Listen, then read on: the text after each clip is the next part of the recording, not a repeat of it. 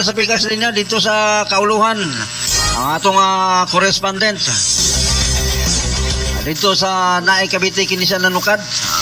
Layo niya atong correspondent nga buot usab nga mo pa labyog sa iyong mga balita nga nahipos usab dito sa Naay Cavite. Ang atong correspondent nga si Danilo Penarejo.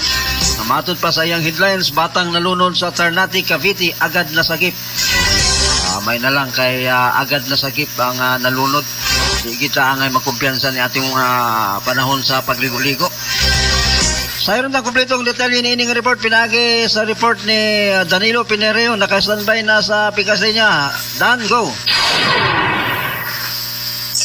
Isang insidente ang pagkalunod na naitala bandang alas 5 ng hapon sa Casa Española Island Beach Resort sa Barangay San Jose, Ternate, Cavite. Ang biktima ay kinilala si Kylie Edward D. Rondinia, 4 na taong gulang, residente ng Sitio Ligas, Barangay Sapang 1, Ternate, Cavite. Ayon sa pangunahing ulat, ang insidente ay naganap dahil sa kawalan ng sapat na pagbabantay ng nakakatanda. Agad na rumisponde ang mga duty lifeguard resort na si Leonard A. Malapit na sinundan ng mga bilis ng pagdating ng mga tauhan ng Coast Guard Substation Ternate at Special Operation Unit Cavite.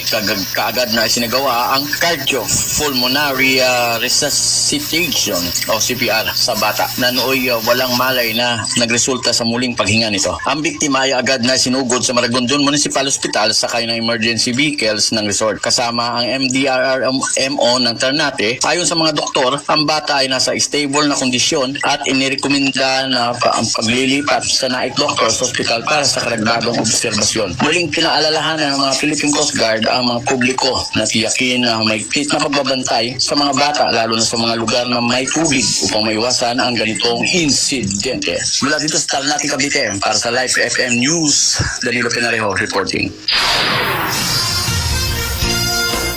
Salamat sa imong report, Danilo Penarejo, nanukad live dito sa may Naay Cavite. O lagi na mga kaigsunan nga sa panahon sa atong pagbanding-banding unta.